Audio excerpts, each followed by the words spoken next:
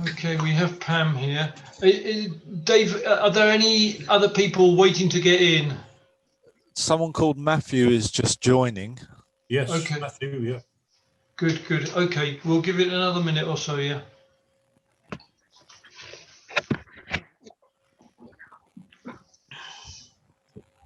Hi, Muddy. Hi, how's everyone? Hi, Maddie. Oh, hi. Lovely to see you all. Yeah, you too, you too. Even Sarah and Para from far, far away. Yeah. Yeah.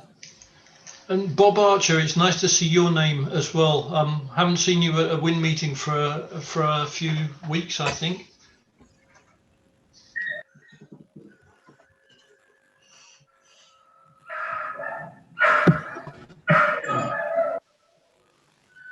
Okay, well, comrades, it's getting on for 4:05 UK time.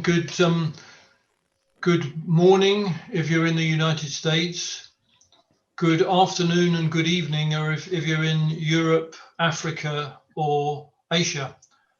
It's great to have you all with us. In this meeting, we are discussing the revolution in Senegal.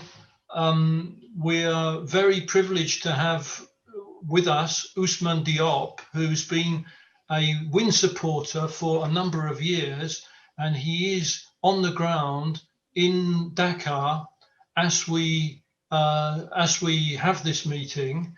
Ousmane has been a regular attender at WIN meetings. He was, whilst living in London for a number of years, a member of Leighton and Wanstead constituency Labour Party. He worked ability for ethnic minorities at the British Council in London, and he's now a supporter of a child protection charity in Senegal, Couverture pour Tout. Ousmane has never been afraid to argue his own ideas, to engage carefully with debate, create discussion where he disagrees with other people, and will give us a honest and up-to-date account of the events that have happened in Senegal over the last couple of weeks. We're eagerly looking forward to hearing you, Ousmane. Would you like to speak for about 15 or 20 minutes, which is our normal tradition in WIN meetings? Thank you.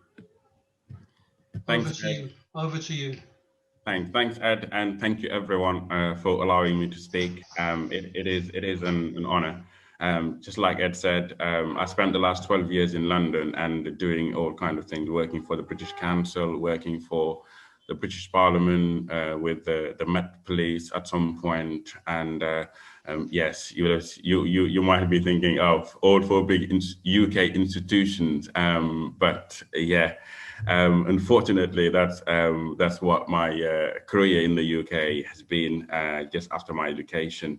But I have still remained very rooted to equality and socialist roots, and you know, things still very vehemently that the only way forward is when things are fairly shared between people of the world. So for the last 7 to 8 months, I've been back in Senegal, where I have started a small business with my family, so my wife and son of 3. And yeah, we are starting to get it going. And but I'm not here to talk about business. I'm here to talk about the situation, the current situation in Senegal.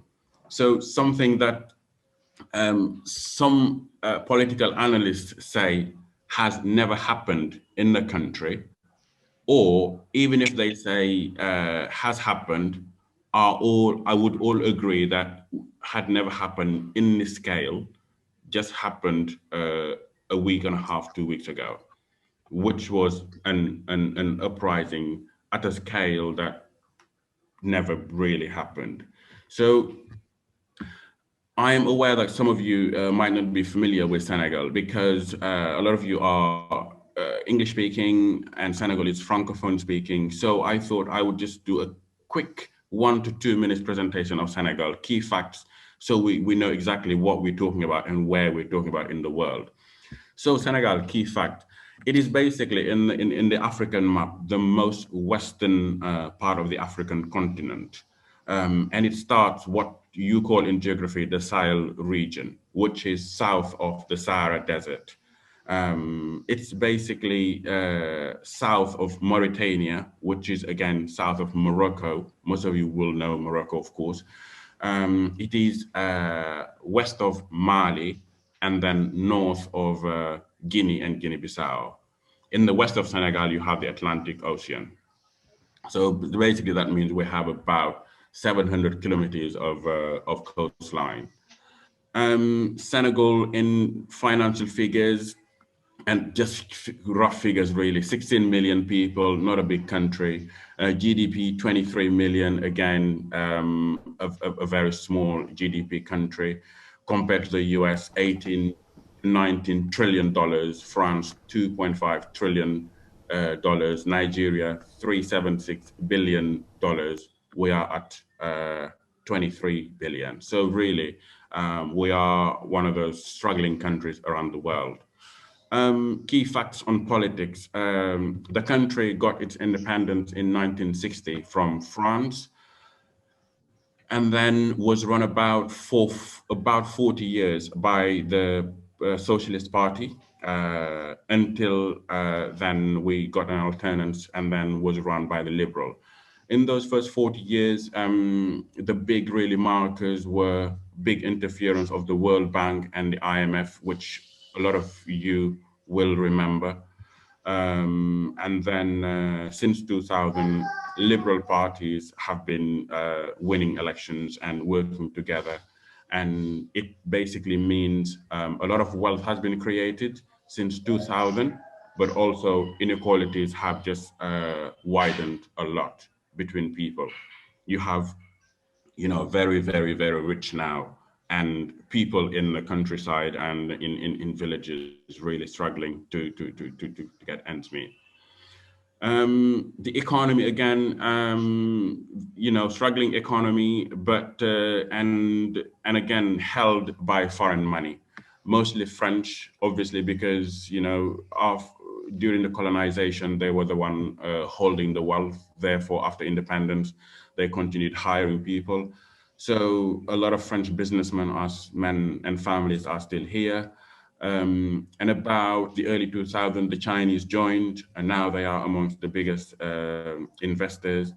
And the Lebanese, they're here, a long-standing investor group with the French.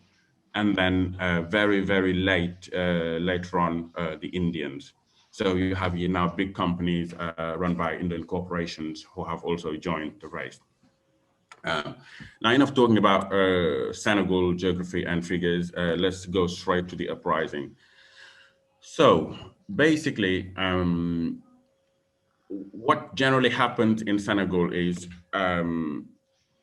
very different from what I've experienced politically in the UK, where you have the power running the country and then the opposition just checking and throwing stones and waiting for their time to then take power.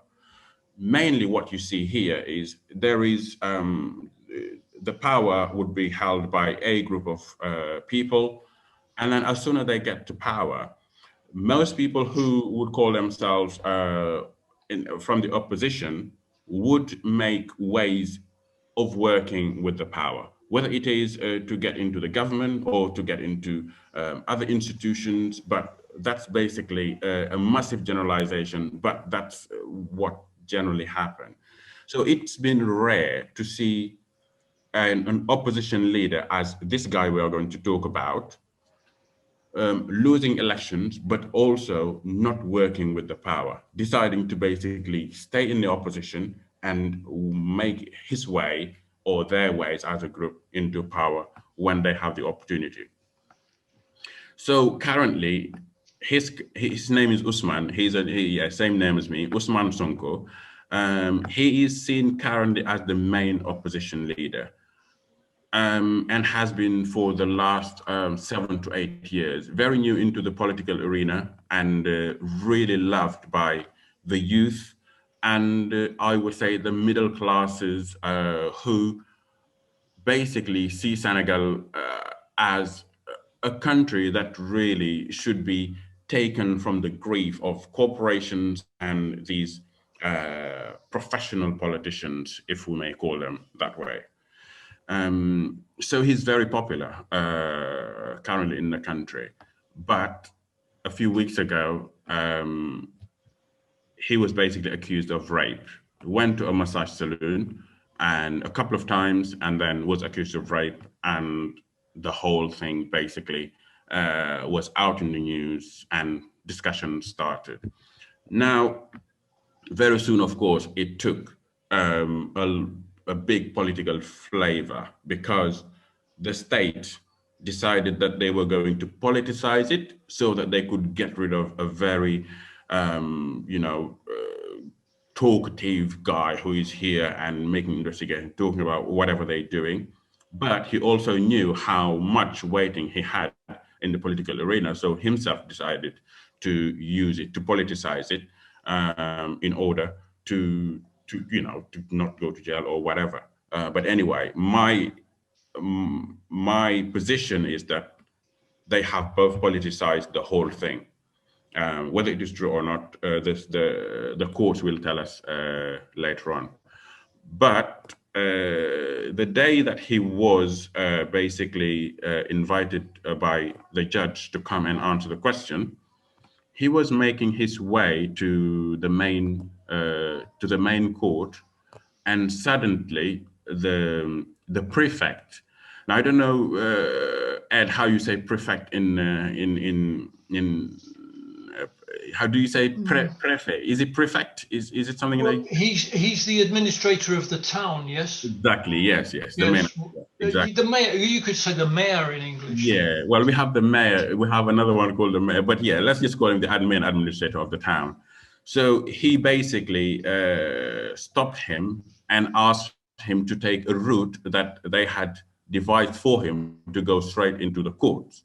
But he said, no, I'm not going to take the route you have planned for me, because I'm a free citizen, and the law allows me to take the route I want in order to go and answer the judge. Now, back and forth for 2 hours, and then suddenly he was arrested for these 2 charges. One was troubling the public order, and then the second one was calling for insurrection. Now, I must say that these 2 combined together would have a maximum sentence of about 5 years in prison. Now, a lot of political analysts, basically looking at the whole sequence from him leaving his place to when he was arrested, basically saw this as a way for the state to basically put a few more charges onto him, arrest him, and then quickly have get him to prison and get rid of him, because he's being too noisy and he is using too much space. Of course, people who are against him are saying the opposite, but these were the facts. And that night, the whole thing broke, because basically the people who are his supporters decided that the state is showing too much power. They want to burn the country. Well, let's all burn it then. We don't care anymore if the state doesn't care anymore. That was the first group. The second group is what I call the people who are in the middle. When election times come, they will look at parties, manifestos, and they will decide which one they think fits best, and they will vote accordingly.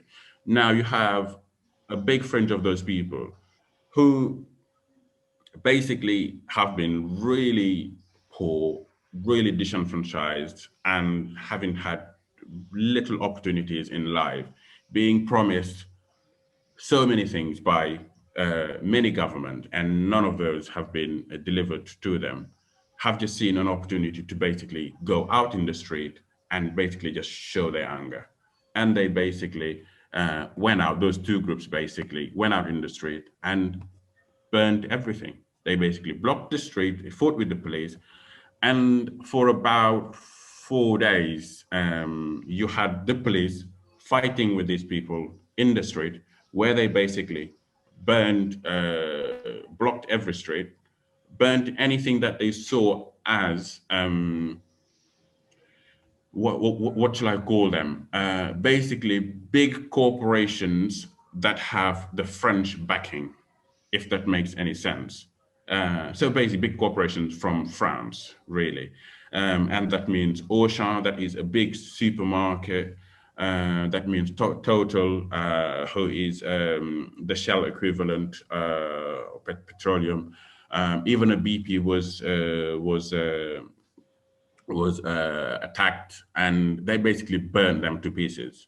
Now, I should say at this point that Sonko is a big caller for re-evaluating the contracts that Senegal has with these massive corporations. He thinks that they are very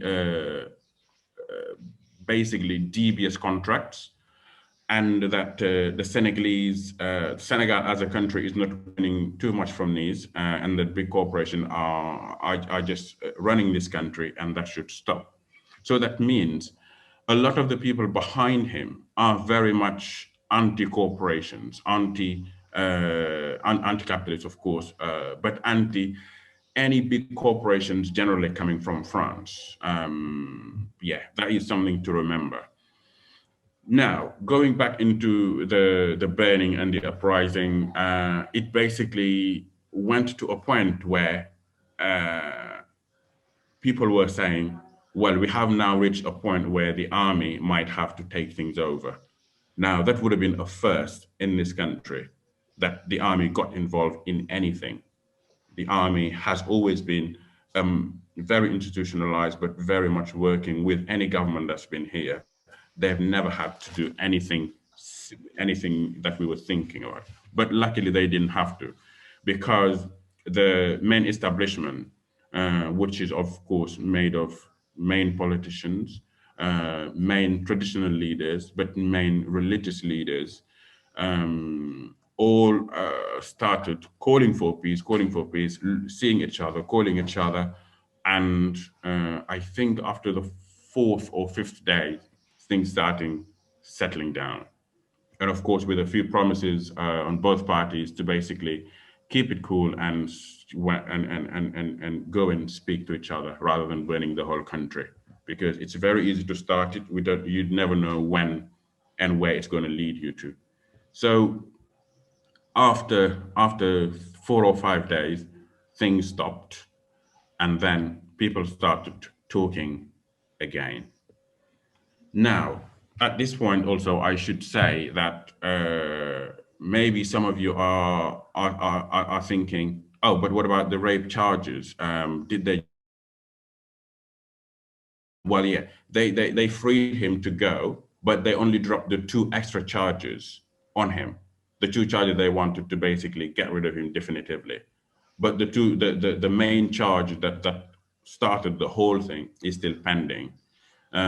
Evidence of that is that the next day he then went and answered the judge and left his passport there, and every week he has to go and answer the judge until the court decide that yes, we are going to now have the judgment day. So that is still pending and it's still going, even though some people are saying, well, it's all a fabrication, and others are saying, well, it's not. He went to that and he raped her. But this is something that we will know after they will be talking to a judge. And yeah, I can't really talk too much about that, because it's not really my competence, and so I'll leave that to the judge to decide if he's innocent or guilty. But on the 2 extra charges that the state wanted to put on him, he's been they've both been dropped, and he's now free on those 2 charges. So basically, as I said in the beginning, we've gone back to normal, even though a lot of people thought that was the beginning of the revolution. No, things actually have gone back to normal, and yeah, if you come here, you won't even notice that the country was burning, less than 2 weeks ago. Yeah. So that is a quick, for what, 4 or 5 days, and yeah, I must just add something, which is the in the macro politics, the whole Sahel region currently is very, very hot. Mauritania, Niger, Nigeria, all the way to Cameroon, going as far east as East Africa. You basically have these groups working with Boko Haram, working with the Islamic State, and they are all, doing their operations around here. So people got really, really scared when the whole thing broke, because as this would have been basically a door for groups like Islamic State to basically infiltrate the revolution, and God knows which way it could have gone. So a lot of people who are pro-status quo are thinking, we are really lucky that that we stopped it on time, and at least now we can talk and find a way out of this. But yeah, that was something worth mentioning before I then give the floor back to Ed, and yeah, to allow people to speak and ask questions if you want. Well, thank you very much, Ousmane. That's a very, very, very clear and concise summary of the events that realistically, in the English-speaking world, we didn't get a huge amount of media coverage about. And you've raised some very important and interesting questions. And I'll throw the meeting open to the floor. This is the opportunity for comrades to make contributions here who are from the Francophone world, and they may have more news information than the English readers have. And it's a chance to contribute or ask some questions in relation to what Ousmane has been talking about. So the meeting is open for comrades to raise their hands and make some points.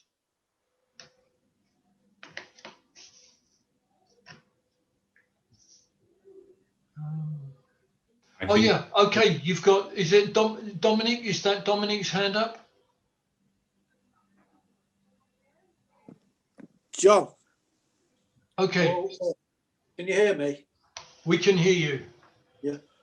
I don't know if it was Senegal or some other West African country, but about 20 years or so back, one of the countries in West Africa had a very thriving fishing industry that was based on, if you like, locals, going out, doing the fishing, selling the fish, etc.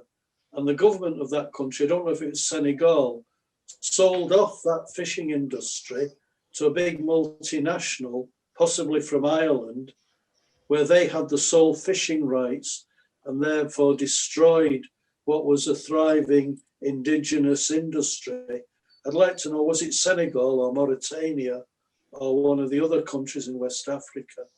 Don't know if Ousmane can clarify. Yeah, you are definitely right. It's definitely Senegal, and this is one of the things that this guy Ousmane Sonko has been highlighting, which is that you know, the IMF and the World Bank would come and say, well, look, you guys are a fishing country. You've got so much fish, but your activity is so not modern. We are going to get these big corporations and they're going to come and they're going to modernize the whole thing. And we're going to, you know, sign massive contracts and everyone will win. But of course, we know that only them will win, and the ruling classes in Senegal.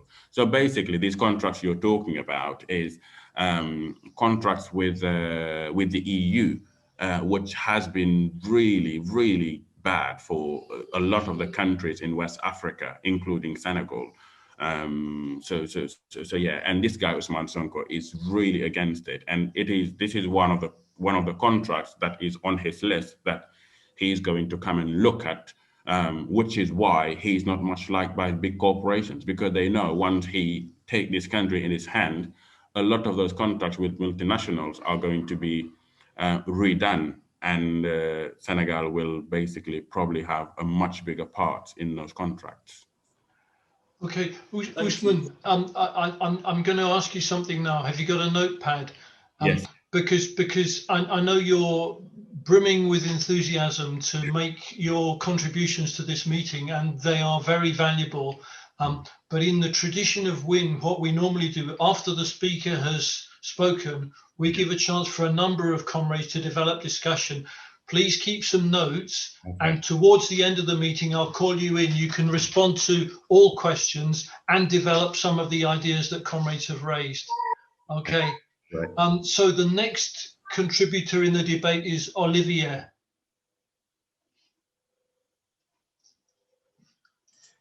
Yes.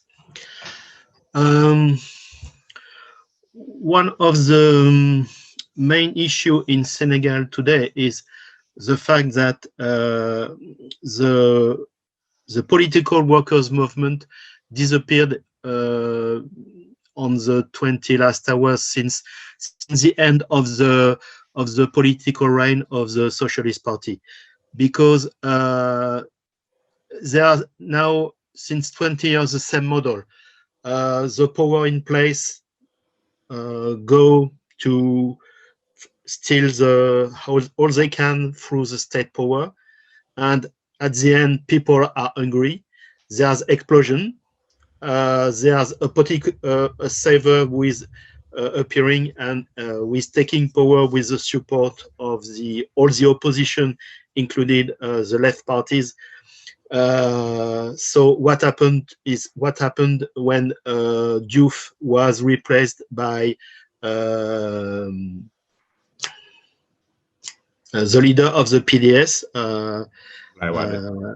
Wade, and then at the end of the power of Wade, who last about 10 or 12 years, there was the same kind of people explosion, and then there were the election of Sall, who was coming from the PDS party too. In Senegal, there is a strong tradition of union movement, and it's what is only remaining today of what is the workers' movement. But we can say today that there are no more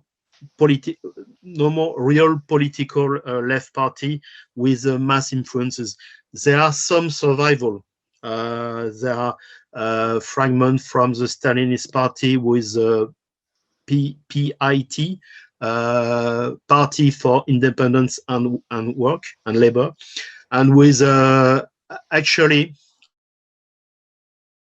of labor relations and social partnership is occupied by a leader of the PIT, and all the Stalinist tradition in Senegal finished in the cohabitation with the power. And today there are some people inside the PIT who are calling for the departure from the government.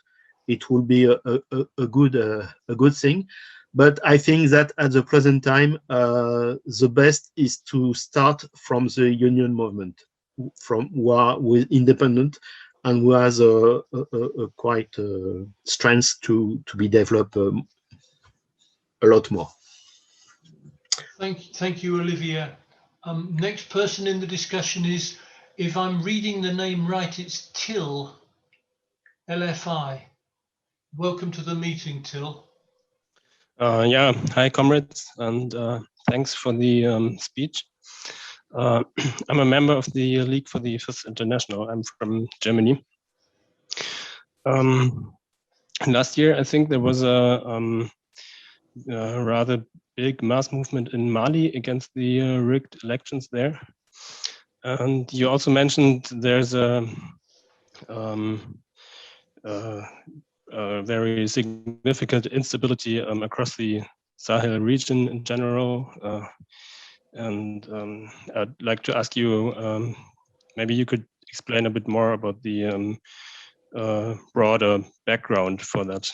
I think it seems like a kind of crisis of the semi-colonial, post-colonial system there. Maybe you could tell us a bit more about your understanding. Thanks. Thank you, Till. I'm going to call Madi in, please.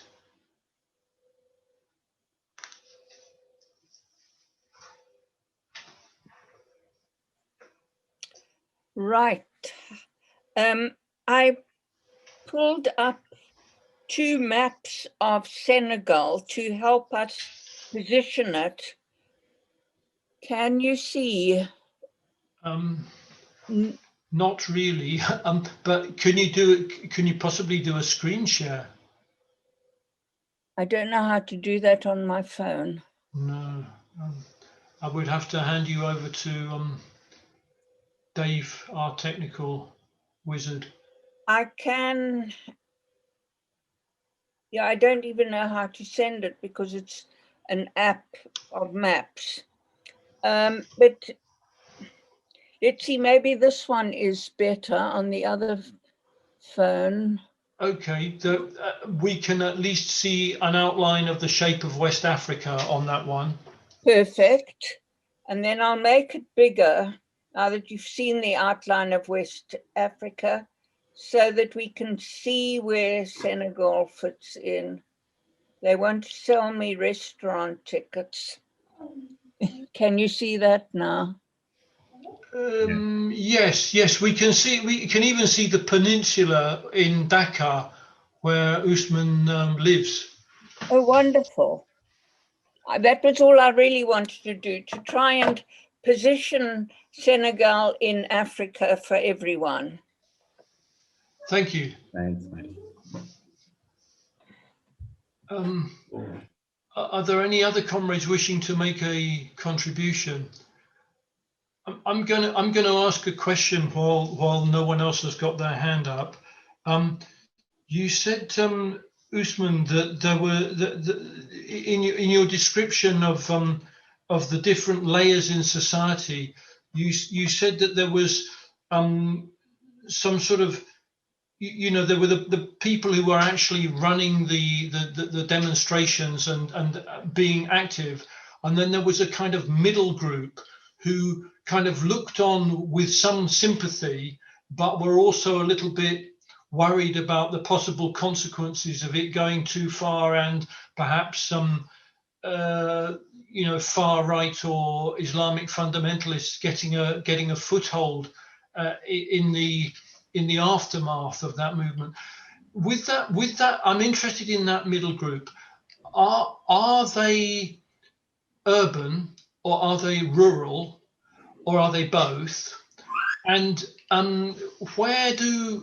Olivia mentioned the kind of trade unionists, the organized working class, not all of whom will be in the layer of activists who were driving the revolution.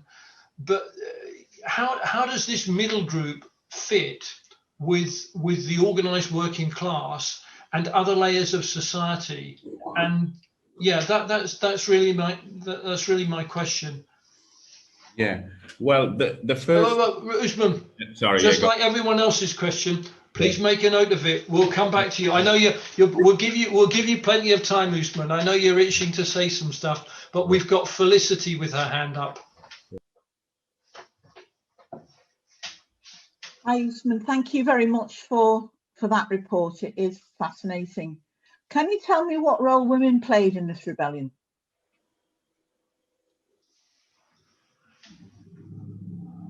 Okay, that's Felicity. Thank you, Felicity. Right. Oh, here we go, Peter.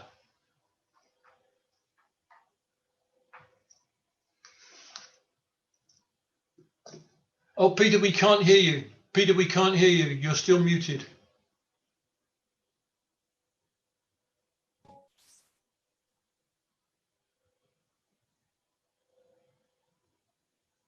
Where are you now, Peter? I can't see you.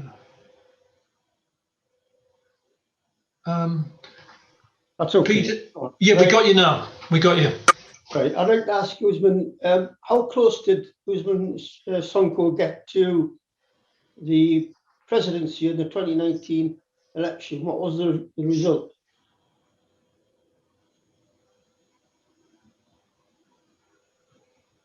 Okay, thank you.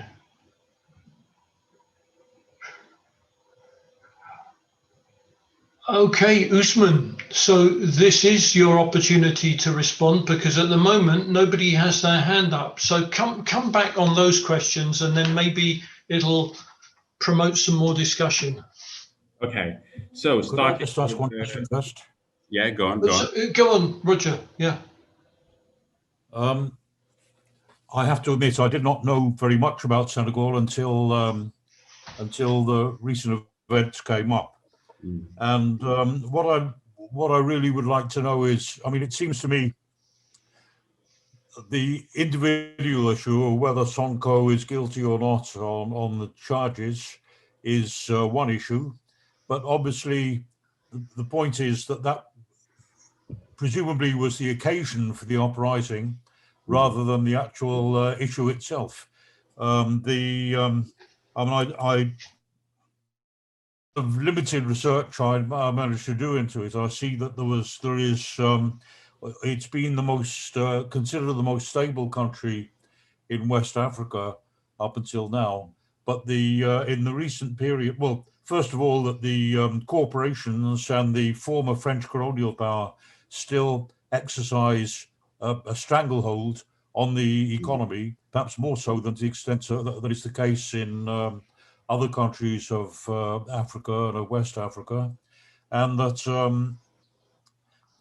particularly in the last year with the pandemic, the conditions for the population and for the youth have become absolutely intolerable, and therefore that's the explanation for the explosion of rage. No doubt, I don't know much about Sonko, the individual at the head of all this, but whether genuinely or not, he seemed to be articulating the grievances and the tensions and the aspirations of particularly of the youth, and therefore, you know, the occasion. I believe also that there is a tradition of the ruling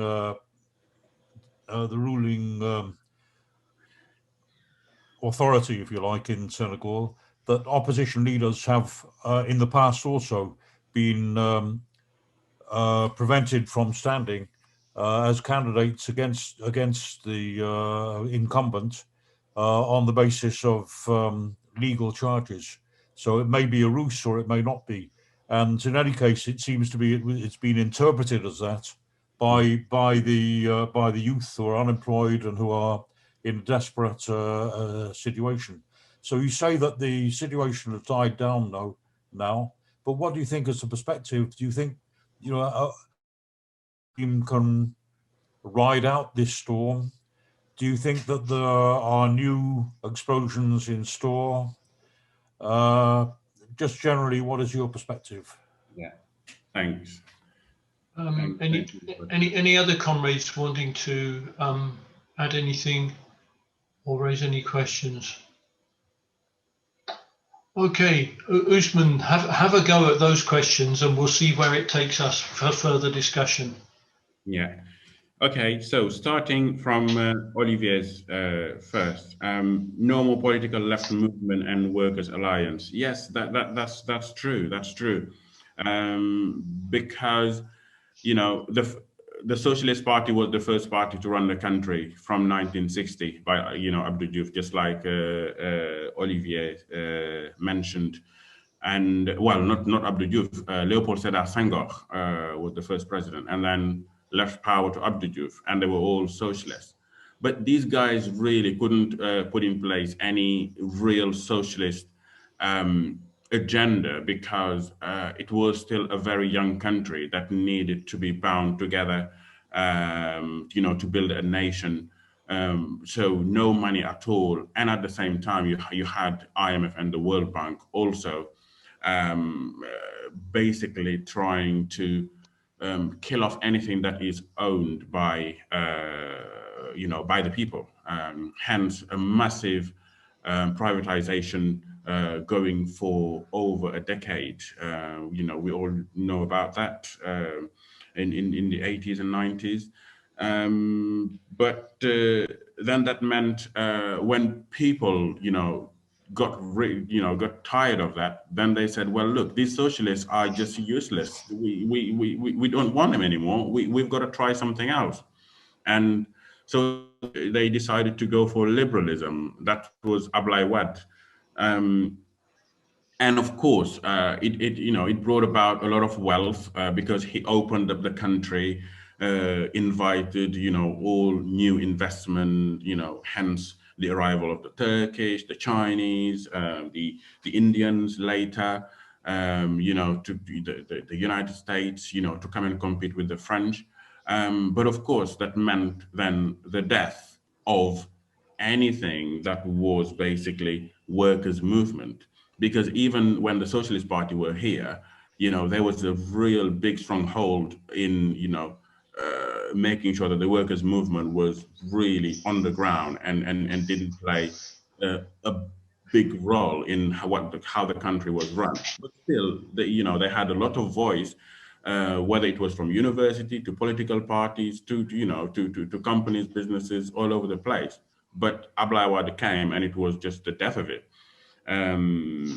However, we've got to remember that even though we're talking about liberalism in this country, it's not at the scale of Western liberalism. We are still talking about Ablaye Wade as a liberal, but Ablaye Wade putting in place actually policies that were even more socialist than a lot of policies put in place by the Socialist Party before him. So these are nuances we've got to get over, as we study Senegal as a country. It's not just black and white, as in, in Europe, where liberal parties have just, a set of vision where they'll just follow straight. No, because the needs in here are so different. Therefore, they have a much bigger, and wider margin of maneuver. So you're right, Olivier. Currently, really, we don't really have any workers' movement in Senegal. It's basically, are you a politician and working with the ruling class, the ruling party, or are you in the opposition? And then the other questions are, even though you didn't have much power, much weighting in the latest elections, are you happy to remain in the opposition until the next elections, or are you going to work with the government and at least make sure you're getting some money coming in? So those are the questions that politicians, or so-called professional politicians, as we call them here, and tell us about instability in West Africa and the Sahel region. Yes, the whole region currently is so unstable.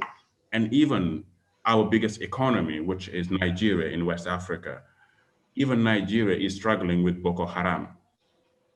And basically the Islamic movement they are just everywhere.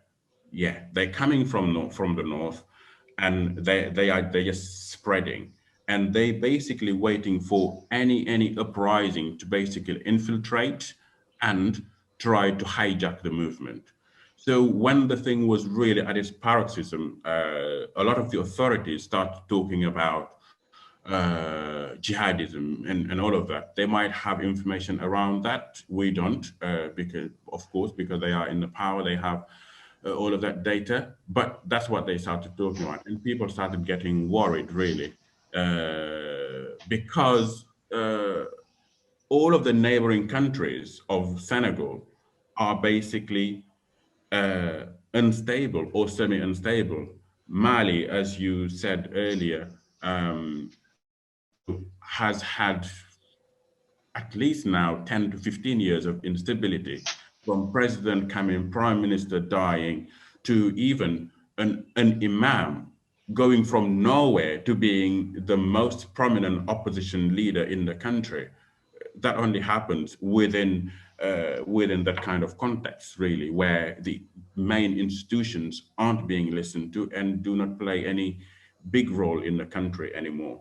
So it is a very unstable region, but it is a region which is being kept unstable, according to me, for two main reasons. The first reason is that if the region gets stable, all of those multinationals who are profiting from these countries being weak will stop profiting, because multinationals, yes, they are strong, they have a lot of money, they have a lot of power, but there are certain things they can't impose on a country like the United Kingdom or France. There are, they will be stopped to it. But for a country like Senegal, less than $20 billion GDP, I mean, if you're a multinational, you can play a much bigger role in influencing and making sure that the agenda follows your way. So they are keeping this country, the region, unstable, fairly unstable, so that they can continue having that pressure. I'm sure some of you know about the French billionaire Bolloré. He basically has been running ports across Africa. He's just been charged by the French courts for being the most or one of the biggest corruptors in Africa. And that's basically what he's been doing, running the ports, corrupting people, and making sure that he gets the best out of the situation. So that being the first one. And of course, the second instability point is that, the jihadist movement is still growing, and we've got to be careful where it's going, because, no one knows where it could go. I mean, we've seen the Egyptian revolution, we've seen the Tunisian revolutions, and it's the people at the end of it, really, one might argue, didn't win the final battle. So that answers vaguely Ed's question later on. Ed, you mentioned rural versus urban. Well, the thing is, for a country like Senegal, I do argue that there is no more rural life. If you're rural, you're trying to be urban, because there's basically almost no life in the rural areas. They claim to be living on agriculture. It's non-existent, because they still depend on the rainy season, which is about 3 to 4 months in the year. They basically therefore can't live on agriculture. And that means urban cities are just chock-a-block with people trying to make ends meet. So where these people, where is the middle people belonging? Well, most of them, they are just all urban people. But the big stronghold of Sonko, Ousmane Sonko's supporters, are mainly 50-50, really. The first 50 is a very good and strong middle class, who have been living in this country and have been yearning for the day where the country is run fairly for the people and by the people. And then you have a lot of disenfranchised people who basically just see in Sonko the next Messi, you know, because he's talking the right language, he has been acting accordingly, and they think finally someone who's going to make real changes for the people. Felicity, I love your question. I'm sorry, I should have mentioned this because actually women played a really big role in during the uprising. There was a coalition of women who were at the forefront of both of the negotiation, but also in the street. One of them being called "And the Defend Democracy," and basically it is together, let's uphold democracy. And they, you know, they were in all the channels on TV. They were in the street. They organized a protest and the best thing about their way of protest is that they didn't burn anything. They really made it clear that they are calling people out in the street and they don't want anything burned under their name. And they just want to show their voice and show that they disagree with what is happening and the current situation. So they played a big role. And Felicity, just to mention something, you know, before we move on to the next question, Senegal is a very patriarchal society. However, because before the arrival of Christianity and Islam, the country was a very much matriarchal society. Those traditions have remained in how the country is run and also the place of women in society. And that means, you know, you will see these women who are living a very much modern, and by modern I mean Christianity and Islam, even though they're not modern anymore, view of the world. They are still very strong women who are very active in the movements, but also in politics. We have one of the first women, you know, being politicians, being in West Africa, of course, because we had the first university in West Africa. Therefore, a lot of African women also came, and African president came to study here before they went back to their country.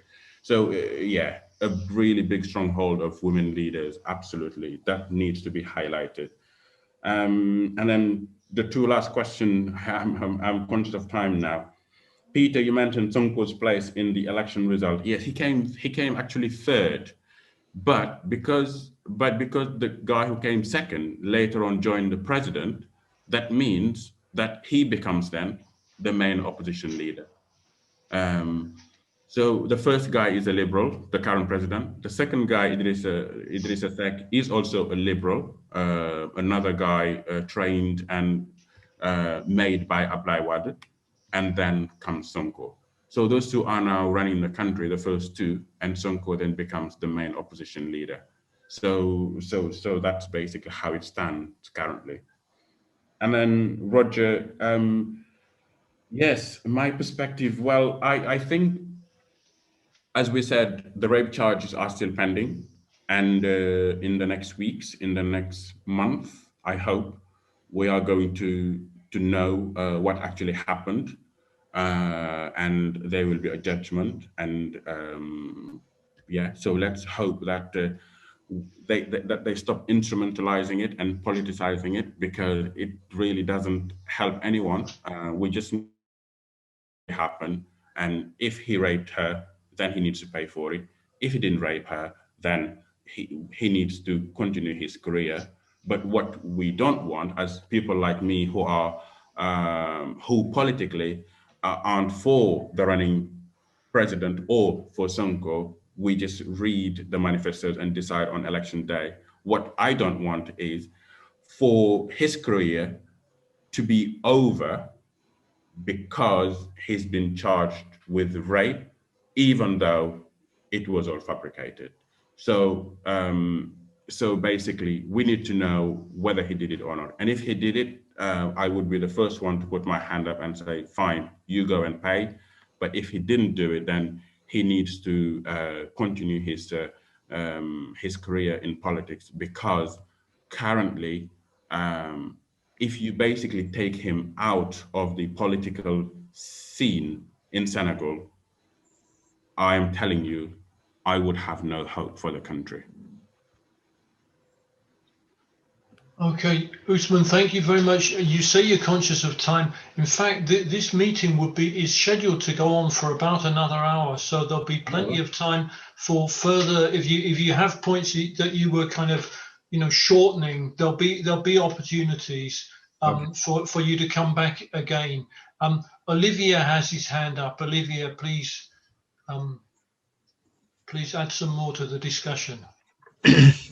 Yes, about the situation of women in Senegal, there's a strange situation, because as Ousmane recalled, there is some tradition coming from the long time matriarchy, but at the same time today, even if women are very busy in agriculture, in detail commerce, and it's like it's nearly like they are running the country, but in fact they now suffer from the reign of polygamy and a very backward tradition.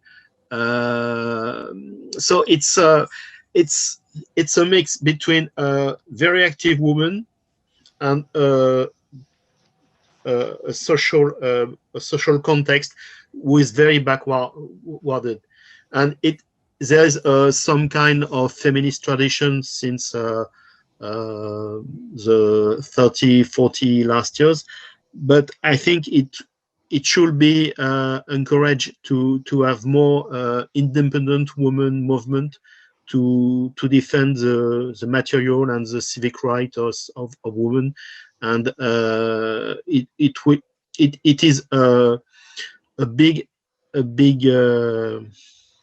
place to be for the left, I think. Okay, thank you, Olivia. Mahdi.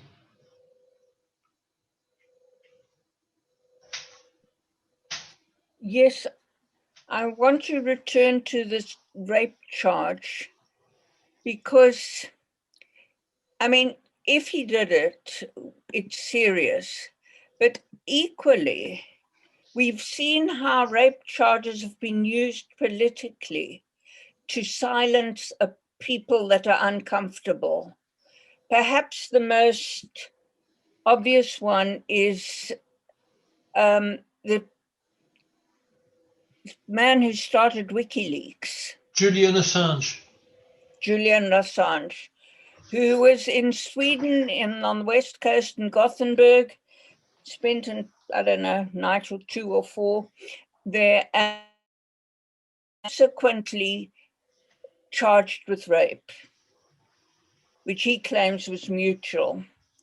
But the point is that those rape charges are what put him in that embassy, was it Ecuador, for so many years, and have succeeded in silencing him. And what is he being silenced for? For revealing the truth.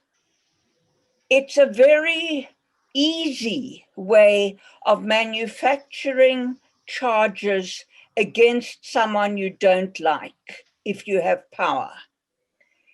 So I'm particularly in light of the other 2 charges, which have now been dropped, but which I understood from what you were saying, Ousmane, have been basically fabricated in that 2-hour discussion about which way to go. So obviously they want to silence him. And that's why I'm very, very suspicious of the rape charges. Okay, thank you, Mahdi. Again, we have Trinity's iPad up. Is that Dominic this time? It's John again. John again. Welcome, John. I'd just like to raise two or three issues. One was to do with the fishing issue that I raised before. The reason I raised it is that along the west coast of Ireland, there were many communities that had small, thriving fishing industries. And again, it was the EU, like Ousmane said in Senegal, that came in. When Ireland entered the EU, it basically had to get rid of its small, thriving local fishing industries, which gave a good living to local communities, and thereby, if you like, destroyed a whole local infrastructure.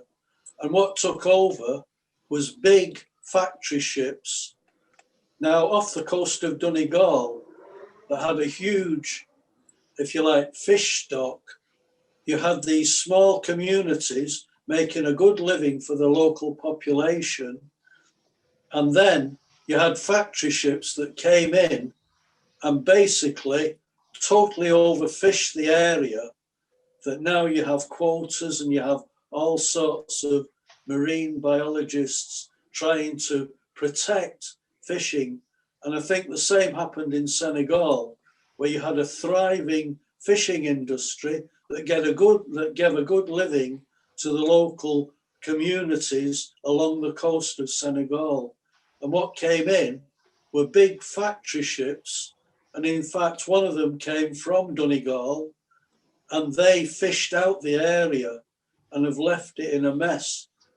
The other issues I'd like to raise was the fact that a few years ago, there was a big campaign in Africa to do with free state education, because the World Bank and the IMF, when they came in, privatizing everything they could when countries were in a financial mess, one of the things they cottoned onto was the fact that they didn't want to see free state education for children, but it should be privatized and people had to pay for education. And I think the other thing I'd like to raise, and I think this had to do with Senegal as well, is the fact that there was a in Italy several years ago, and these Italians, through the EEC, dumped a whole load of tomatoes on, I think it was Senegal, basically ruining or helping to ruin their indigenous farming, because they grew tomatoes in Senegal or wherever it was in West Africa. And this, you know, was the EEC being supportive of local economies. In the fact, it was a total opposite, that big business through the EEC was in fact destroying indigenous economies and leaving it to multinationals. It's just to highlight the things. And I can see why, if you like, you've got this urbanization of, if you like, the rural community, because they've been, their way of living has been destroyed by the multinationals. And then people wonder why you get, if you like, mass migrations wanting to come to Europe for a better living. I'll leave it at that. Okay, thank you, John. Any other comrades want to? Is that Jimmy Kelly raising his hand? Jimmy, you're welcome to say something.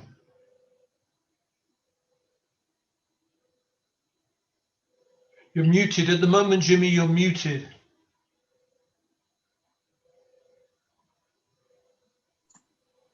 Right. The first thing I want to just in passing, I wanted to say to John that there's a whole agenda on the role of the transformation of the Irish fishing industry from small individual people, families, and then the development of the fishing cooperatives, which brought the community, the transformation in the EEC to the development of the big machines, that's all they were, big factory machines. But most of them finished up in the hands of Irish people. But with the aid of access to massive finance.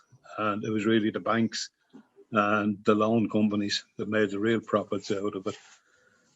In relation to Senegal, there's a couple of questions that I wanted to ask. First of all, I'm absolutely fascinated with the fact of how young the population of Senegal is.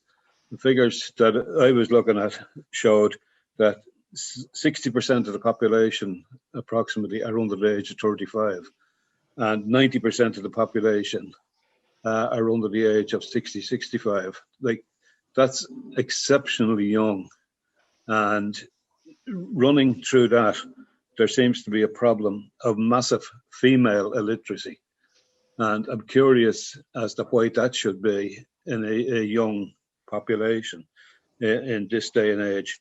The second thing that I wanted to ask about is in relation to the army.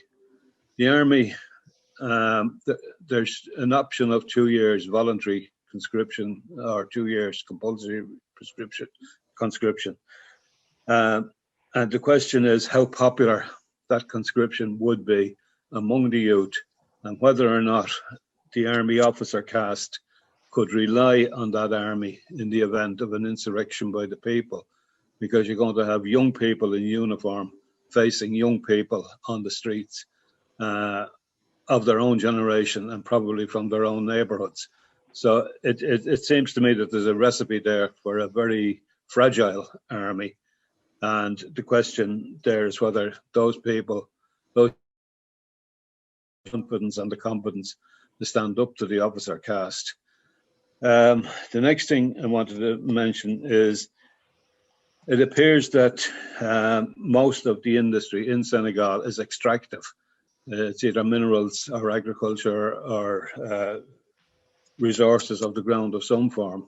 And the question is how much of those resources are taken out of the ground, are taken out of the fields and developed, processed, manufactured, creating jobs within the country, or whether they simply head to the nearest harbour and out. And the last question is, if there is, and it's a peculiar one, Ousmane mentioned that there is no great workers' organisation, but with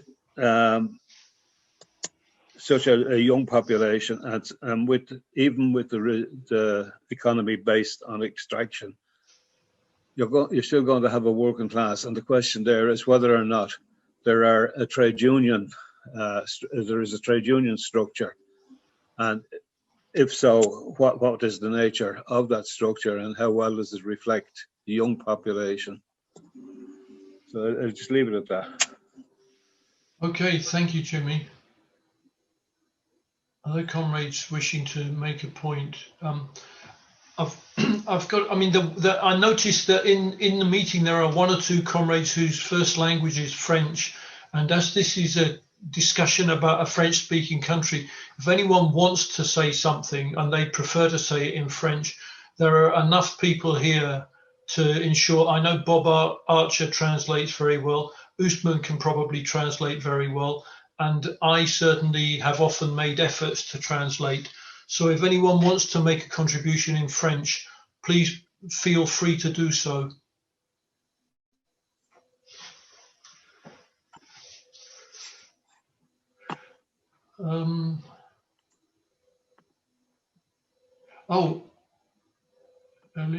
Olivia's just written, okay, Ed. Thank you. Does anyone want to add anything to what's been said? So there are a number of really kind of quite important points. I mean, to me, one of the things I'm getting is a highlighting of the differences between the way politics transpires in Africa and the way it transpires in Europe. I mean, this is a supplementary question, if you like, to the question I asked before. I'm intrigued by this issue that when these riots started, a large number of the population in Senegal were worried that it could lead to Boko Haram getting an influence. does that mean that Boko Haram already have some toehold in the community? Does it mean that they could come from the outside and somehow get a toehold? If they have a toehold in the community, aren't there many people who identify them as the enemy? I mean, that, you know, if this is a country with a previous tradition of a socialist party and trade unions and an urban population who are sympathetic to progressive policies, it seems to me quite surprising that there could be a possibility of Boko Haram being able to just muscle in on an urban riot like that. I'm curious to know more. But I'll stop there and remind comrades that the floor is open if you want to say anything or ask anything. Vivian, is that your hand going up? You're still muted. Oh, okay, but you want to remain muted. Okay.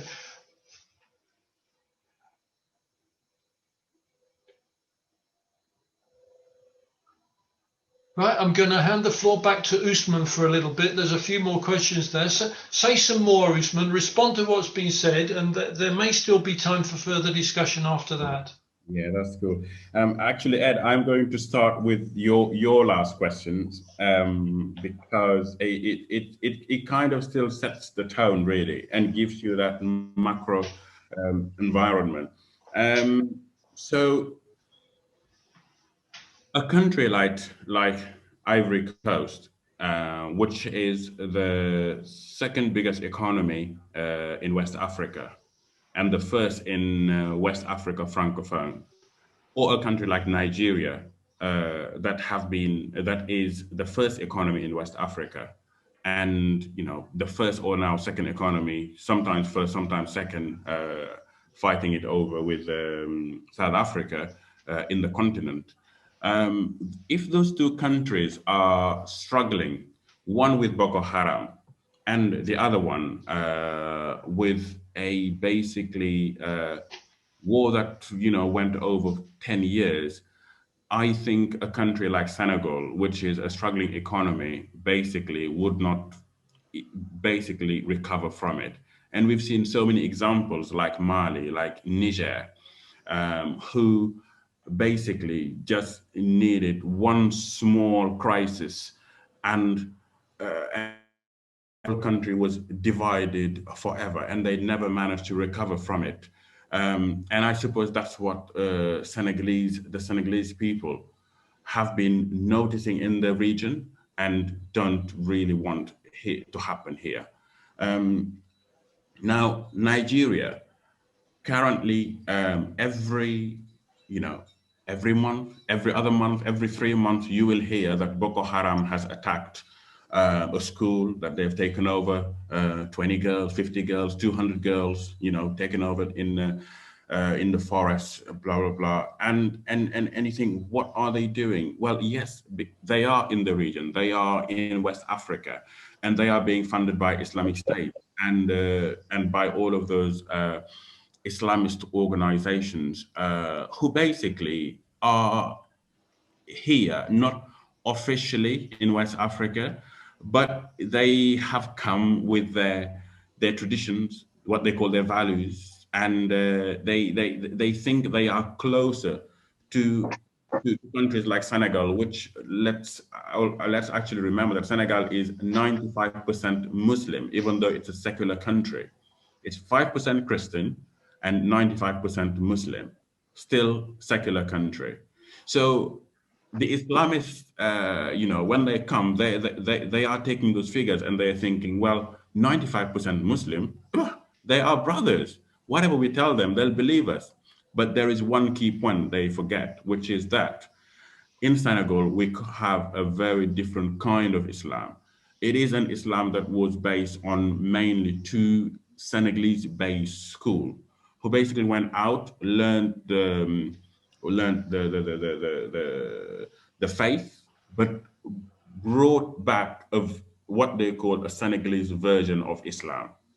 And those two families here, they are part of the ruling class, and they are making sure that any other Islam that comes from another country that is alien to what those two families have basically taught us, they are ready to reject it.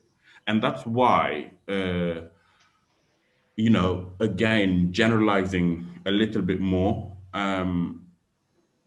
organizations like Boko Haram, like Islamic State, have been struggling to get a stronghold here in Senegal. They have come all the way to Mali, so they're in the borders, but they haven't really managed to get anything here in Senegal. But obviously, because the populations are moving from Mali to Senegal, to Niger, to Ivory Coast, of course, that means people from Boko Haram, they are here. People from the Islamic State, they are here, but they are still just dormant and waiting for things to happen. And this is something that political and Islamic analysts know. And therefore, we've got to take into account all of that for anything we are saying and we are doing, because you never know where they are and what power they have and where they can come from. At least that's my understanding of you know, of the of the situation when it comes to religion and its probable implications into the politics in this country. And when the riots started, as I said very early on, the Ministry of Defense talked about you know, what he called the unknown forces, because he was basically he basically didn't understand that some huge, because let's remember, this never happened in this country since 1960. He couldn't understand that this could happen and would only come from Senegalese people living in Senegal. My point of view is that they just didn't read the current political climate, and they were just lost in their figures and whatever they were reading. And it was well possible, because when people are tired, when people are hungry, when people need opportunities and you're giving them none, of course, at some point they are going to explode and ask for the minimum when they aren't given that minimum, really. So that's my take on that. And then I'm going to go back to where I should have started. Madi. So Madi mentioned so very easy ways of of sidelining political leaders. Yes, I do agree. And do you know, while you were saying that, Pam then put in the comment box a very interesting point. Said crime of rape is one of the most difficult to prove either way. And I do agree with both. And this is why, for a person like me, who knows the difficulty of proving rape, but also, and therefore want to protect women when they are saying they have been raped, I am in a very, very uncomfortable situation, because I want to believe the woman. That's where my head is going. I want to believe the woman because yes, we need to believe her until proven wrong. But of course, you then read the political climate, and you look at the involvement of the state and how much they have just tried to hijack the whole thing. You know, taking the woman into their care. Not, you know, the woman is being cared by people who are very close to the state, and you start to think, well, what is going on here? What are they trying? And yeah, so a person like me is currently in a very, very uncomfortable situation, and this is why I don't even like to talk about the actual rape case, because I'm thinking, well, let's just leave it then to the judge. He or she will decide, and we will then move on. But then, Pam, you're right. Probably we're going to go to the court, and she is not going probably to be able to prove that she was raped, And if he did it, probably will get away with it, which is really, really sad.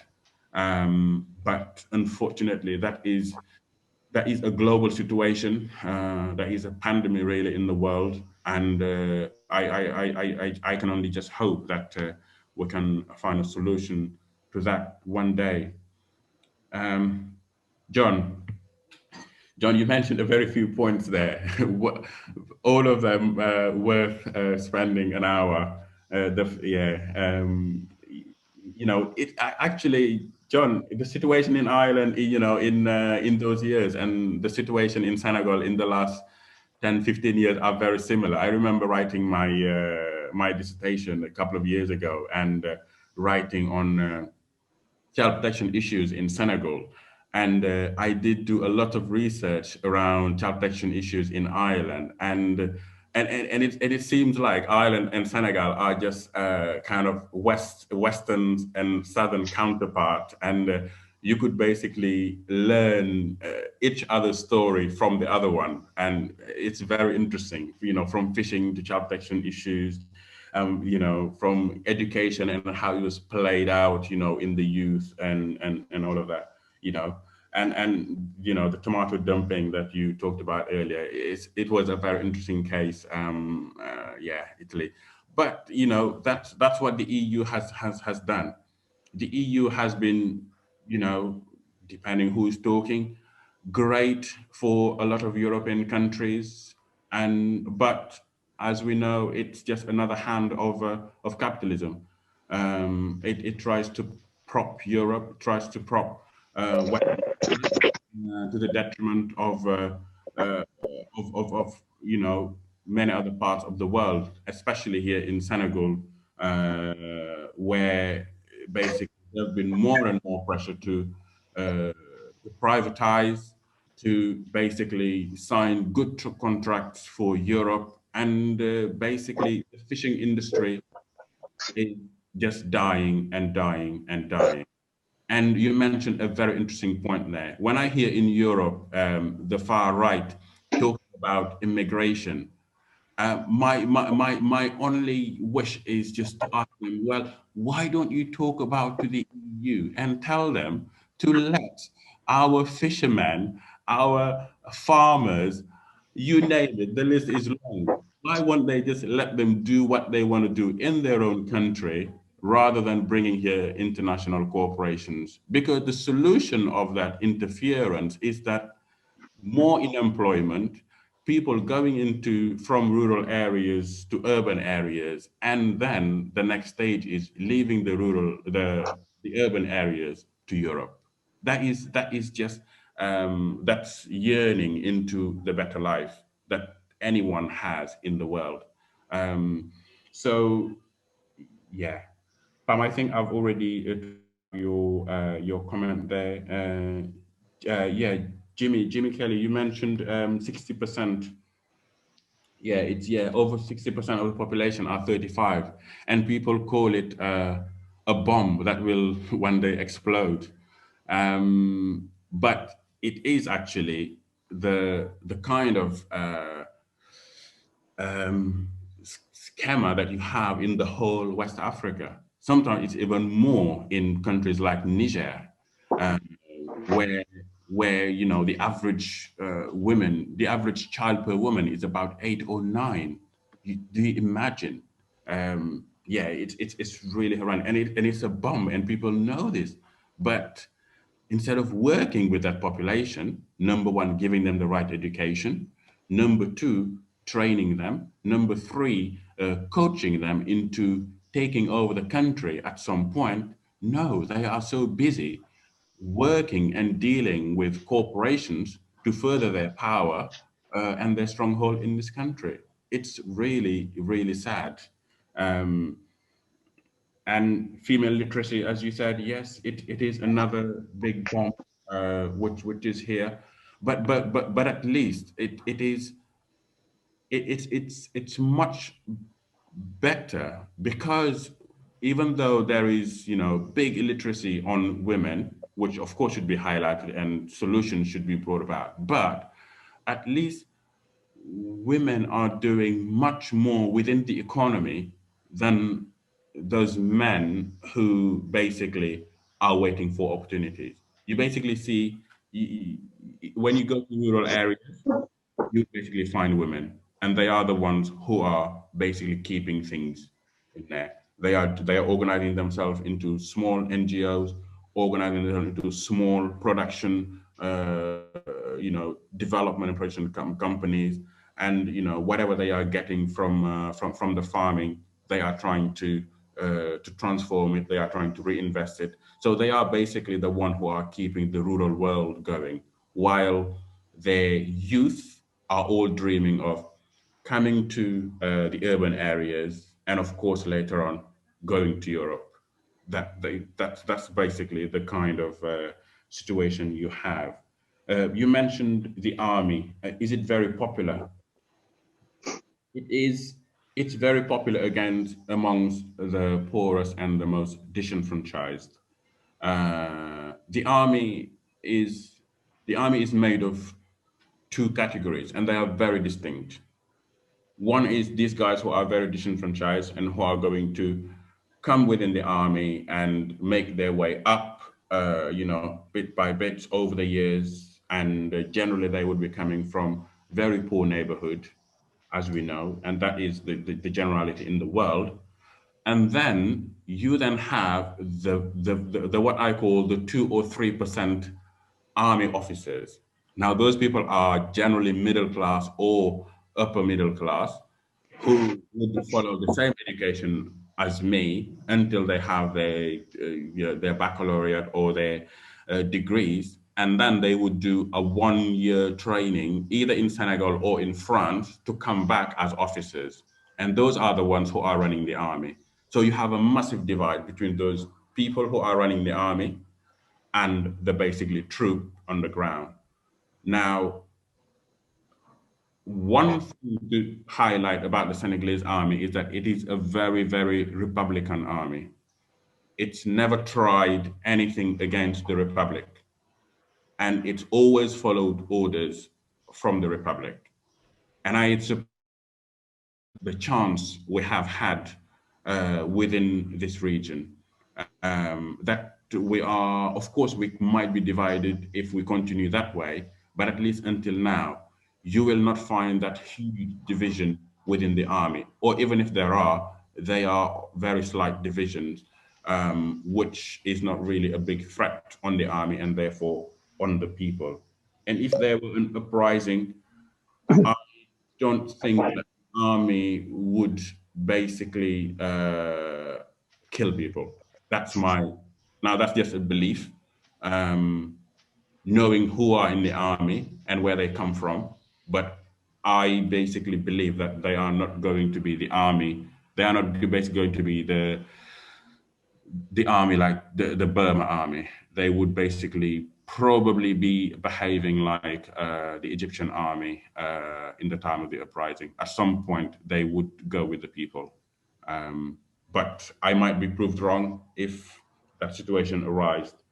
And then, yeah, I think that was the last question. Oh, trade unions in Senegal. Yeah, they basically have all been, the history of trade unions here in Senegal have always been politicized so much that that people who they claim to work for and to talk on their behalf don't believe them anymore. When someone tells you that he is from the trade unions here in Senegal, within the Senegalese context, you always assume that they are a politician at heart. Yeah. Including me. And that is a major problem. So you basically don't have a really strong working class, strong trade union people who are, who are believed as talking for the people and who want just the best of the people. They're considered as politicians because history from 1960 to now has showed us that, well, they shout, and then at some point they joined a politician and then they made it as a minister or an MP or something. and then that's it. You don't hear about them talking about the people anymore. Yeah, I think that was the last question. I may have missed some, but excuse me if I did. Well, thank you very much, Ousmane. Within the time frame of most WIN meetings, there is an opportunity for any. I don't intend to prolong the meeting beyond what is a comfortable conversation for everybody. But there is time. If anyone wants to come back and ask a question, say a few words. Yes, Bob Archer, please come into the meeting, Bob. Thanks very much. Can you hear me? Yes, we can. Yeah, good. Thanks a lot. Well, I'm very interested by Ousmane's take on the danger, the very real danger of Islamic terrorism, because it's been a very big force in the region. I think what needs to be added to what he said is to try and understand how militant Islam became a force internationally. And I think it's very much connected with the degeneration first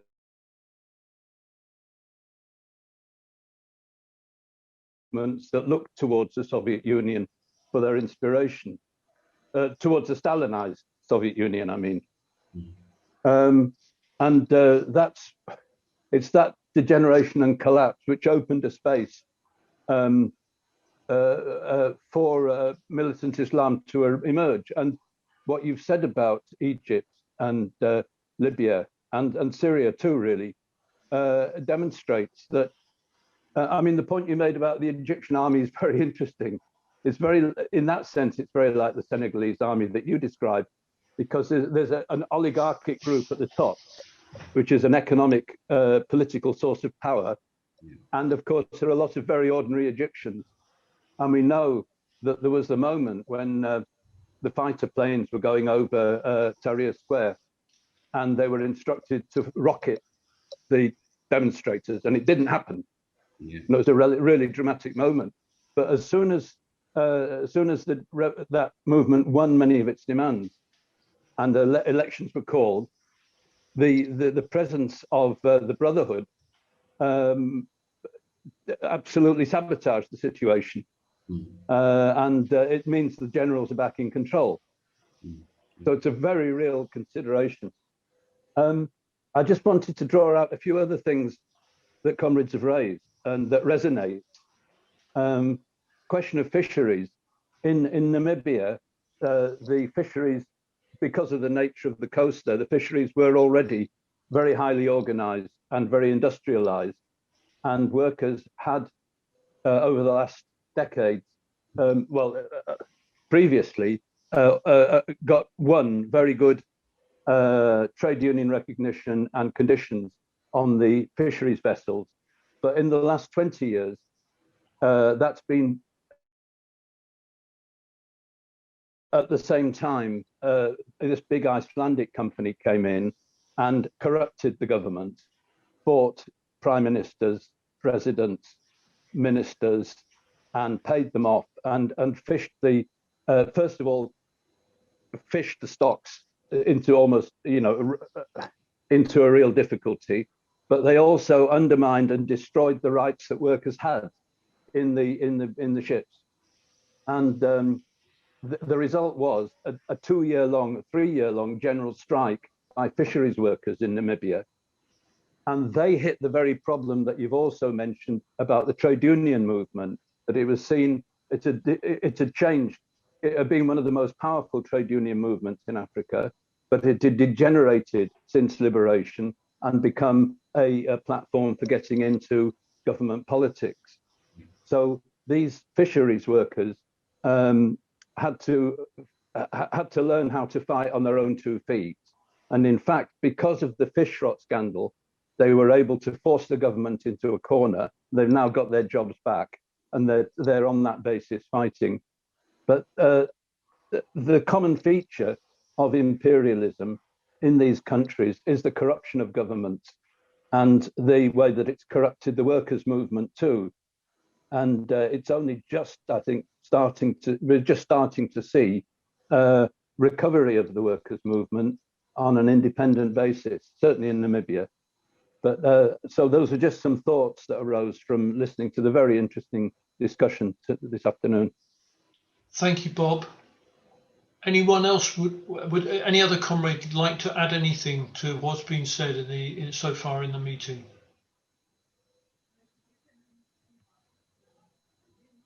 Okay. Oh yeah, Felicity, you have your hand up. Please come in, Felicity.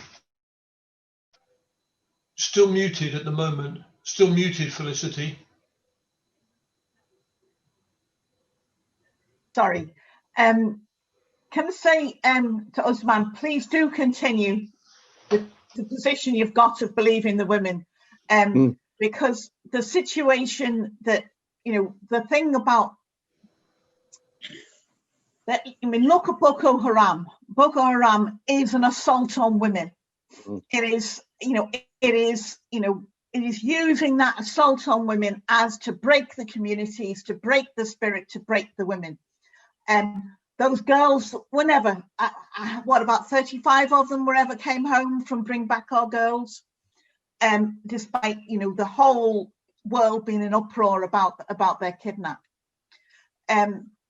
I've looked briefly at the figures for assaults on women in Senegal, and the situation is not good. The situation is not good in many places, and including in this country. And about 2% of rapes get successfully prosecuted in this country. But it's more than that, and I think you pointed it out really, really well. I was really touched by the way that you described the role that women are playing. I mean, this is, for whole swathes of the globe, this is a terrible time of instability, political instability, economic instability, and the climate crisis looming over us, affecting food supply, and then the introduction of corporate farming, which actually leaves the people in the areas themselves hungry and destroys the environment where it's happening. So, but I think we could do with having at some point a longer discussion on the issue of Africa, and trying to get a better picture of what's happening in Africa. We tend to do a kind of snapshot view of different places. I mean, 2 years ago, I organised a demonstration in Liverpool for International Women's Day. And out of the blue, we were taken over by these dancing African women from the Sudan. We danced all through the city of Liverpool. They were like 12, 13-year-old girls. We were saying, well, come on, you speak. And they were speaking. And one of the women was saying, our husbands are here, but they're at the back where they should be. We are fighting. There is this mood that's there that kind of explodes, flowers, if you like, every now and again. But all the drivers for it are there. I think it also looks at this issue of, we've got 60 million people on the move in terms of migration, and the role of young women in that migration, why they move, what's driving them to move, what do they want out of moving, and then when they arrive, I mean, certainly if they arrive here, at the moment the situation is absolutely dire. I don't know how bad it is in France, but the this migration and why people are fighting, wanting a better life, why they need such a better life. And I think we need to try and learn more about what's going on in Africa. I was fascinated by Bob's comment that he sees some of the instability coming from the fall of the Soviet Union. I've never thought of it that way. I tend to look at it in terms of the huge assault from the ruling class on the post-colonial countries at the time in the sort of 80s, 90s. Yes. And then when you have this huge, all the investment, all the state that the newly liberated countries put into their states, into their education, into their healthcare, was ripped out by restructuring. Now they then, the West let it, Western liberals, Western working class let it happen, and then they turned on them and did austerity to us. But the model was what had been done in Africa. And I think, if you like, if there's an engine, an engine for the revolution, for change globally, it has to be amongst those young people in Africa, and it has to be amongst the young women in Africa. And many other places too, but that's a phenomenally important one. And in terms of Europe, one that's very close to us. I've just been approached by the people who were arrested for saving migrants in the Med, wanting to try and get their stories out. But we know that some of those migration routes go back to Roman times. Young people from Africa have been coming across to Europe and then later returning, for thousands of years. And yet it's portrayed to people as though it's some kind of criminal development. So yeah, thank you so much. I think it's been really, really interesting to hear it. And please keep us in touch with it. And let us know if there's anything, if we come across people who are living here from Senegal, anything we could ask them to do, put them in touch. Because, as it must be true in France as well, but when there's an uprising in Africa, we feel it. We feel it here. My International Women's Day demonstration was just one example of it, as to how fantastic it was to see it, and what huge it gave to everyone who was there. Thank you. Thank you very much, Felicity. Unless there's any comment, we've got Jimmy. Okay, Jimmy, and I think we'll probably need to make this the last contribution before I ask Ousmane to wind up the discussion. So, Jimmy, the floor is yours.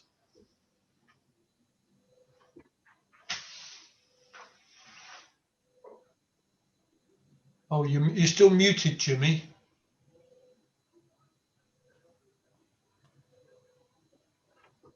Yeah, we're back again. We're with you. Right. What I wanted to say, first of all, is that it's good to see Ousmane again in the flesh. He's always been a decent guy to talk with. But I'm more and more impressed with the clarity and quality of his replies and contributions. And I salute the person and the comrade that Ousmane is.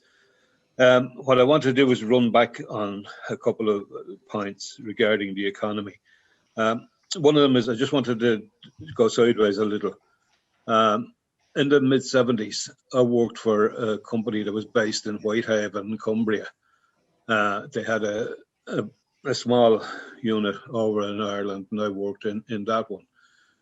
They processed and manufactured phosphate products, soap bars and fire lighters and various other things. They were part of a multinational company called Tenneco. And Tenneco owned what was then Spanish Sahara. They extracted phosphate, raw phosphate, from Spanish Sahara. When Spanish Sahara was so-called given its independence and split up between Morocco and Senegal insisted that no matter who ruled the country, the main industry seemed to be the rail line, and that was the rail line that took the raw material out to the ships and away. Now, generations of people in Spanish or in Western Sahara fought the various armies, but that bloody rail line still took the extract out. And when the so-called peace came, which effectively was a surrender, there was nothing left in the economy because there was no working class, there was no processing, there was no manufacturing coming out. It was just simply take it out of the country. Now, the worry I have in relation to Senegal is that if you have a country that has a similar sort of policy, an extractive policy, just use the fruit, use the veg, use the raw materials and send them out without processing them, without creating jobs. And again, I have the privilege of growing up in a post-industrialized Ireland. In my parents' generation, it was the same thing. Live cattle left the country, vegetables left the country, people left the country, mostly people. But there was, various governments were forced and various opportunists accepted massive investments and created industry, which created jobs, working class jobs, trained, skilled jobs, and created a society. Now, when I look at a city like Dakar with in excess of 2.5 million people, I ask the question, how can that city survive without manufacturing? How can it survive without an industrial base of some sort? And what I'd ask Ousmane is if you could explain what industry is in the country and how it's developed. And the other thing I'll finish on is, you mentioned earlier the investment from India, the investment from China. And the question is that, again, investment in an exploitative term, or is it investment in infrastructure in an exploitative term? Like some of the African countries and some of the Middle Asian countries have massive structural investment in railways and roads and electricity and that. But I ask, is that the type of investment that's going on, or is it direct investment in either taking the raw materials out and leaving nothing behind, or are they generating industrial commercial jobs? Okay, thank you, Jimmy. Okay, comrades, I'm going to ask Ousmane to wind up the discussion, and then Roger will say a few words about next week's meeting. So, Ousmane, over to you. Thank you. Thank you, everyone. Just you know, a small comment on Felicity's comment on probably the need to have a broader African discussion. If you guys are interested, I have this friend, Dr. Ramasala. She is a she is a professor at Edinburgh University, and she teaches African studies. And if you're interested, I can basically propose to her that she makes a kind of country overview, a continent-wide overview of Africa at some point, if you guys are interested in that. Yeah, but something that we can follow offline. Yeah, thanks, Jim Kelly. Yeah, so which industries are holding the country together? Currently, we cannot shy away from the fact that there is a massive unemployment. Because, you know, 60% of the population are over 5. So of course there will be massive unemployment, and industries are basically generally first and second kind of sector industries. A very small percentage are doing the farming, even though it's not a farming that is as wide scale to basically feed the people. We do import a lot of good. We do import much more than we export. I don't know roughly, you know, off the top of my head, the figures, but they aren't even comparable. We're not autosufficient at all. And then you basically have other industries going from, you know, from exported good, and this is where the French interest is basically still being kept, because companies like Auchan and companies like Shell or Total and all of those they're not even using the goods from here. They basically extract, for example, oil in Senegal. So they will buy cheap as raw material. They will take it to any other places in Europe or other places. They will transform it, bring it back, and sell it for 2, 3 times, 4 times, 6 times, 10 times the price of that raw material. And of course, that will basically just keep killing people. So that's one thing.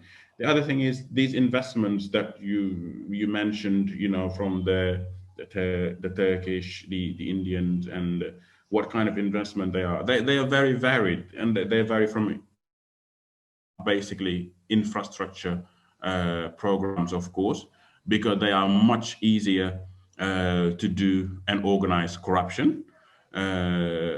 So that is one of the bigger sectors where you will see a lot of Chinese. They are winning a lot of these construction work. They don't care too much about international conventions, if I may generalize in that way. But then you have, very strong companies that have been here since pre-independence, and transforming the kind of general good, from tomatoes to fish, those very easy transformed good. You have all of those companies doing here, but it's just not enough. It's just not enough. You need that second layer, the third layer, taking you into the world of services, and we just not there. The service industry is still very limited. Customer service is still very low. People need a lot more training, a lot more education, and it's still lacking. There's still a lot of extractive industry, as you said. Unfortunately, I don't know at the top of my head which percentage of which industries, would be holding which part in the economy, but you will find all of those. The extractive industry is the only thing I can say about the extractive industry is that if you go to the southeast of the country, which borders Mali, that is one of the poorest areas of the country. Yet it is the wealthiest area of the country when it comes to extracting gold and extracting minerals. Just summarizes the whole situation. Overall, it is a country that is still young. We only, as a nation, well, not as a nation, but as a country known as Senegal, we were only a country in 1960 after independence, and we are still trying to find a way to make it work for the people of Senegal. And the main problem, of course, is the main establishment, both political establishment and religious establishment. Even though the religious establishment have been a force that has been restraining and stopping the jihadi movement, they've also just been part of that same system. So that establishment basically has been going, and people basically have been struggling. They haven't been able to basically find the arrangement. They are still waiting for the person who are going to deliver them, and we are so basically just waiting for them. My take is we don't need that messiah.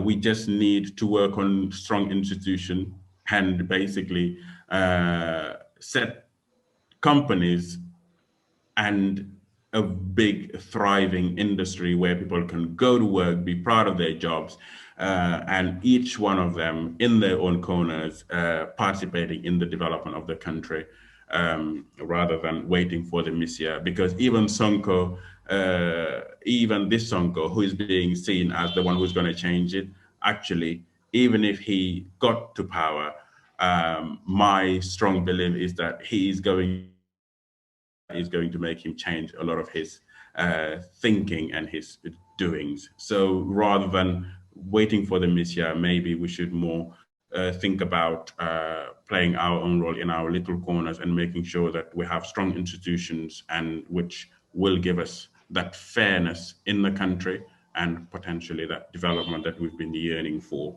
all these years. And that's me done. Thank you very much, Ousmane.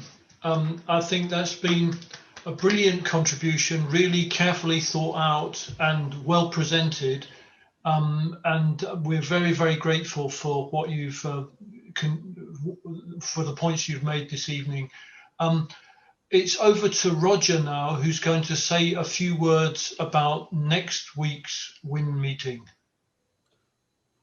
Yes. Well, next week we're celebrating another great anniversary. It's 150 years since the Paris Commune, the world's first working class uprising. And of course, the French comrades will be introducing it. I think Comrade Olivier.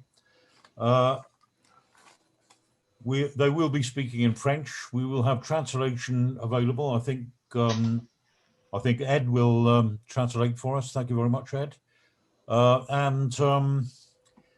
The only other thing I have to say about it is that I believe that next week is the day that the clocks change in Britain, and they also change, I think, in Europe, or much of Europe. So there's going to be another very complicated adjustment to make. I'll try and do my homework and find out what time it's going to be for everybody. But I would ask comrades just to check on the internet in case there are any mistakes. But so I look forward to seeing you. Bye-bye. Okay, thank you very much, Roger. Thanks everyone for your involvement in this evening's meeting. I'd just like to finish up by saying that Ousmane's son, Sedar, takes the prize for being the youngest person ever to contribute to a WIN meeting. And I was very pleased to see him. So look forward to seeing all of you comrades next Sunday at the meeting on the Paris Commune. Thanks. Bye.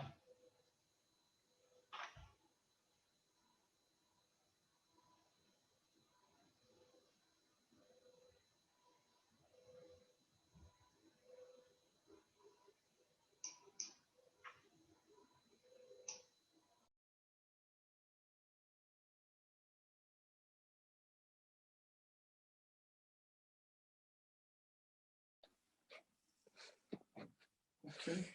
Yeah.